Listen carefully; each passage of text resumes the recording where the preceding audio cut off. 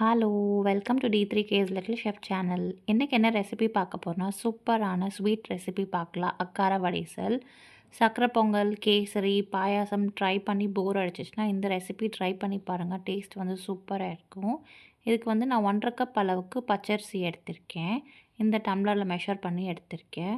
அதோட 1/2 கப் அளவுக்கு மூங் தால் எடுத்திருக்கேன், பாசிப்பருப்பு. ஆட் பண்ணிவிட்டு 2 நல்லா வாஷ் பண்ணிவிட்டு, நான் 1 லிட்டர் அளவுக்கு பச்சை பால் வந்து நான் ஆட் பண்ணிக்கிறேன். அண்ட் 1 கப் அளவுக்கு தண்ணி வந்து ஆட் பண்ணிக்கிறேன். ஆட் பண்ணிவிட்டு நல்லா மிக்ஸ் பண்ணிக்கலாம்.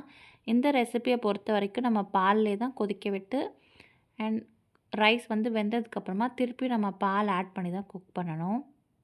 இந்த ரெசிபி ஃபுல்லாகவே நம்ம பாலில் தான் பண்ண போகிறோம். பால் அண்ட் கொஞ்சமாக தண்ணி ஆட் பண்ணி மிக்ஸ் பண்ணதுக்கப்புறமா குக்கர் வந்து நல்லா மூடி போட்டுட்டு 5லேருந்து 8 விசில் வரைக்கும் நம்ம ப்ரெஷர் குக் பண்ணிவிட்டு ஸ்டீம் போனதுக்கப்புறமா ஆஃப் பண்ணிவிட்டு ஒரு வாட்டி நல்லா மசிச்சு விட்டுக்கலாம். மசிச்சு விட்டதுக்கப்புறமா இன்னும் அரை லிட்டர் அளவுக்கு பால் வந்து நம்ம ஆட் பண்ணிக்கலாம். நான் வந்து ரா மில்க் தான் ஆட் பண்ணிக்கிறேன். ஏன்னா நம்ம எப்படியும் பாயில் பண்ண போகிறோம் அண்ட் குக் பண்ண போகிறோம். ஸோ நான் ரா மில்க் தான் ஆட் பண்ணிக்கிறேன். ஆட் பண்ணி ஒரு வாட்டி நல்லா கலந்து விட்டுட்டு இப்போ வந்து ஃப்ளேம் வந்து நம்ம ஸ்டவ் ஆன் பண்ணிவிட்டு மீடியம் ஃப்ளேமில் வச்சுட்டு நல்லா மசிச்சு குக் பண்ணி எடுத்துக்கலாம். நம்ம பால் ஆட் பண்ணியிருக்கனால அந்த சூட்லேயே நமக்கு வந்து நல்லா மசிஞ்சு பாலும் நல்லா குக் ஆகிடும். ஓரளவுக்கு மசிச்சதுக்கப்புறமா நான் 2 1/2 கப் அளவுக்கு வெல்லம் ஆட் பண்ணிக்கிறேன். நான் வந்து பவுடர் ஜாகரி ஆட் பண்ணிக்கிறேன். நீங்கள் முழு வெல்லம் ஆட் பண்ணுறீங்கன்னா இடிச்சிட்டு கொஞ்சமாக தண்ணி சேர்த்து லைட்டாக அந்த வெல்லம் வந்து கரைஞ்சதுக்கப்புறமா ஃபில்ட்ரு பண்ணிவிட்டு இந்த ஸ்டேஜில் ஆட் பண்ணிவிட்டு ஃப்ளேம் வந்து லோவில் வச்சுட்டு நல்லா மிக்ஸ் பண்ணி எடுத்துக்கலாம்.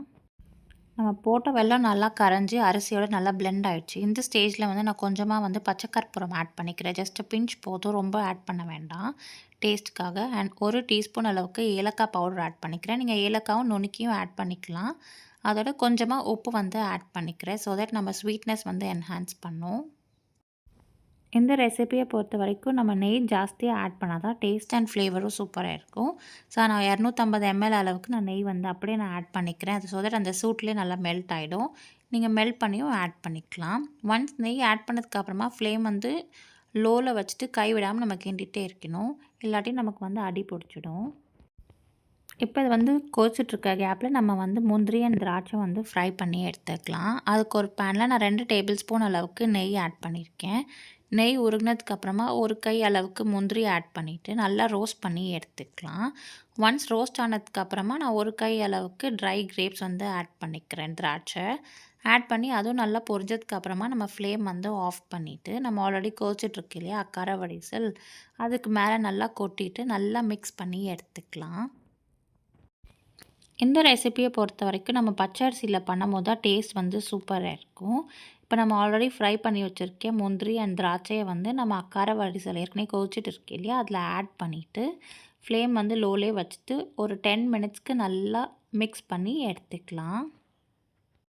இப்போ நம்ம போட்ட நெய் எல்லாமே அப்சர்வ் ஆகி நல்லா குக் ஆகி இந்த மாதிரி கன்சிஸ்டன்சிக்கு வந்ததுக்கப்புறமா நம்ம ஃப்ளேம் வந்து ஆஃப் பண்ணிடலாம். நமக்கு டைம் ஆக ஆக பொங்கல் ரெசிபீஸ் எல்லாமே இறுகிக்கும். ஸோ இந்த கன்சிஸ்டன்சிக்கு நம்ம ஆஃப் பண்ணிவிட்டு சர்வ் பண்ணிக்கலாம். அவ்வளோதாங்க, அட்டகாசமான அக்கார வடைசல் ரெடி. நான் வந்து பவுடர் ஜாகரி அதாவது பொடி பண்ண வெல்லம் ஆட் பண்ணனால எனக்கு இந்த கலர் கிடச்சிருக்கு.